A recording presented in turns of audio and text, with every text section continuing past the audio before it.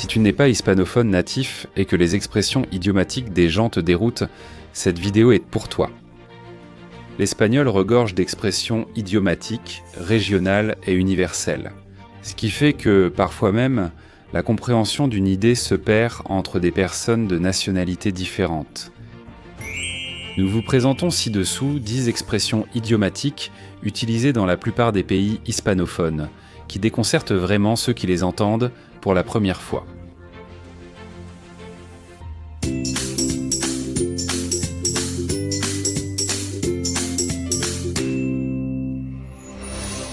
Numéro 1. Jeter la maison par la fenêtre.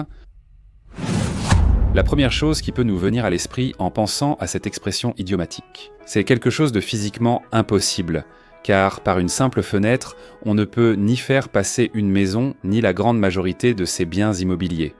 Jeter la maison par la fenêtre est donc devenu une façon d'exprimer le fait de dépenser énormément d'argent ou de célébrer quelque chose avec beaucoup de luxe. Généralement, cela sous-entend qu'on a dépensé une bonne partie de ses économies. Et même si cela n'implique pas de se retrouver à la rue, cela signifie tout de même que l'effort financier a été extraordinaire. Un exemple qui illustre ce qui précède.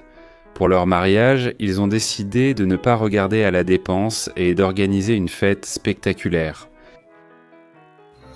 Numéro 2. Mariage.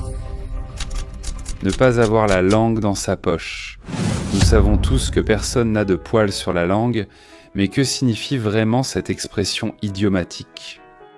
Tu pourrais aussi imaginer être en train de mâcher une boule de poils. En tout cas, sa signification n'a rien à voir avec les poils, même si elle concerne bien la langue. D'une certaine manière, ne pas avoir de poils sur la langue est une expression très populaire, qui signifie parler franchement et sans crainte de dire ce que l'on pense, peu importe les conséquences que cela peut entraîner. Cela se reflète dans l'exemple suivant. J'adore que Laura n'ait pas de poils sur la langue, tu sais toujours ce qu'elle pense vraiment.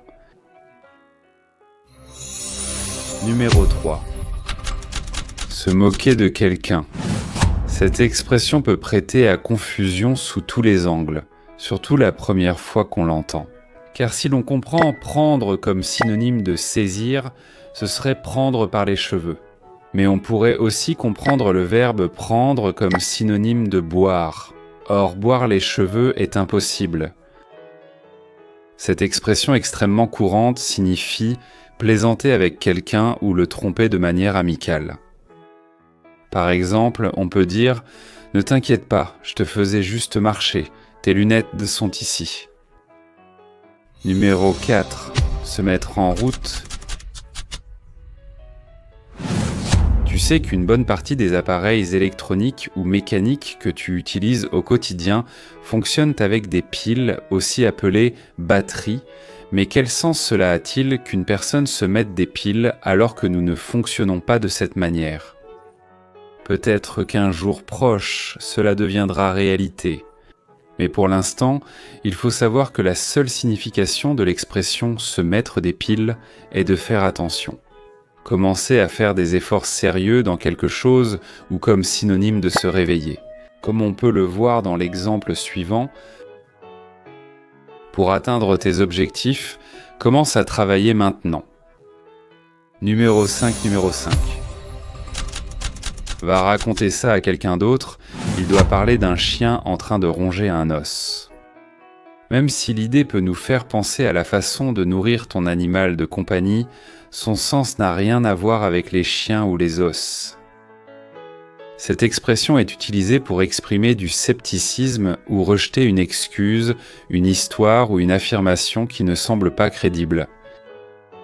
En d'autres termes, c'est une façon familière et humoristique de dire à quelqu'un de ne pas te tromper ou que tu ne crois pas à sa version des faits. Comme si tu lui disais que cette histoire, quelqu'un d'autre pourrait la croire, mais pas toi, par exemple. Désolé, je n'ai pas pu rendre le devoir parce que mon chat a détruit le cahier à un autre chien avec cet os. Cette excuse ne marche plus. Avant de continuer, n'oublie pas de t'abonner à cette chaîne et d'activer la cloche pour te rappeler quand une nouvelle vidéo sera publiée. Merci. Numéro 6. Faire l'aveugle. Si nous analysons le sens littéral de cette expression, cela nous amènerait à imaginer ce que ce serait d'avoir la vue épaisse. Peut-être avec les yeux enflés ou les yeux exorbités en signe d'étonnement ou de consternation. En réalité, le mot « épaisse » n'a pas beaucoup de sens dans sa signification réelle, car faire semblant. Faire semblant de ne pas voir est utilisé lorsqu'on veut ignorer volontairement une situation ou faire comme si on n'avait rien vu, très probablement par commodité. Une façon d'utiliser cela dans une phrase pourrait être « Parfois, il vaut mieux faire semblant de ne pas voir pour éviter les conflits ». Numéro 7. Mettre les points sur les i. Il est possible que tu penses que tous les i ont déjà leurs points orthographiques par défaut. Alors, que signifie mettre les points sur les i? Son sens n'est lié à aucun concept orthographique, ni à l'écriture, ni à une quelconque correction typographique. En fait, cela n'a même rien à voir avec la littérature ou les lettres.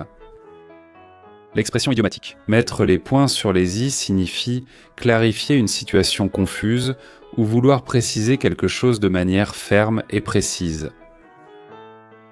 Un exemple de cette utilisation est plus clair dans la phrase « Nous devons parler pour mettre les points sur les i et éviter d'autres malentendus ». Numéro 8. Ne pas mettre dans le mille. Cette phrase semble ne rien vouloir dire, ni sur le plan sémantique, ni même sur le plan syntaxique. Cela ne concerne pas le football ni d'autres sports de ballon. Il ne s'agit pas non plus de donner un pied comme si on pouvait l'enlever facilement, ni de marcher sur une sorte de boule ou de ballon. L'expression idiomatique « ne pas donner pied avec la balle » fait référence au fait de commettre beaucoup d'erreurs en même temps, peut-être les unes après les autres. Cette expression est utilisée lorsque quelqu'un n'arrive à réussir aucune décision ou action qu'il entreprend, montrant une maladresse ou une malchance constante. Nous pouvons comprendre son utilisation dans l'exemple suivant. J'ai essayé de cuisiner cette recette 3 fois, mais je n'y arrive pas du tout, ça brûle toujours. Numéro 9. En avoir ras-le-bol. Si tu essaies de trouver un sens logique ou grammatical à cette phrase, tu n'y arriveras pas. Mais tu peux la voir comme une expression figurée qui se rapporte à l'idée métaphorique d'être plein ou saturé jusqu'à un niveau très élevé. Dans ce cas, jusqu'au nez, même si on utilise souvent d'autres parties du corps, comme jusqu'au front, jusqu'au sommet de la tête, etc. Cette expression familière signifie qu'on n'a plus de tolérance ni de patience pour supporter quelque chose. Et cela reflète aussi une fatigue extrême face à un comportement répétitif et agaçant. Cet exemple permet de comprendre son utilisation. J'en ai ras-le-bol de devoir faire des heures supplémentaires tous les jours sans être payé plus pour ça. Bonus d'expression, mettre les pieds dans le plat, mais les mettre où ? Que ce soit pour quelque chose de bien ou de mal, même si on ne précise ni où on met les pieds, ni aucun autre détail. Cette expression est synonyme de commettre une erreur, de faire de mauvaises choses en provoquant un problème ou un effet indésirable, ou encore d'être imprudent et de dire quelque chose d'inopportun. Bien que le nom « patte » soit généralement utilisé pour les animaux, seule cette expression est utilisée à 100% pour les êtres humains. Peut-être à la place de « être un animal », qui signifie la maladresse. Un exemple est « j'ai mis les pieds dans le plat ». Quand j'ai demandé à Laura des nouvelles de son petit ami, tu ne savais pas qu'il venait de rompre ? Numéro 10. Chercher la 5e patte au chat. Qui a déjà vu un chat avec 5 pattes ? Eh bien justement, cette expression est utilisée pour décrire quelqu'un qui se complique trop la vie inutilement, en essayant de trouver quelque chose qui n'existera jamais. Cette expression met en avant l'inutilité ou l'absurdité de chercher des explications trop compliquées ou impossibles, alors que la réalité est bien plus simple. Peut-être que ce sera mieux compris dans l'exemple suivant. Je pense que Juan me cache un secret. Hier, il était bizarre. Arrête de chercher midi à 14h, il était sûrement juste fatigué. Il convient de noter que certains pays ont d'autres versions de cette expression, comme chercher 3 pieds au chat ou chercher 5 pattes au chat. Et c'est tout pour aujourd'hui. Si tu as aimé cette vidéo, n'oublie pas de mettre un like et de t'abonner à cette chaîne. Je t'invite aussi à activer la petite cloche pour être informé lorsqu'une nouvelle vidéo sortira. À bientôt.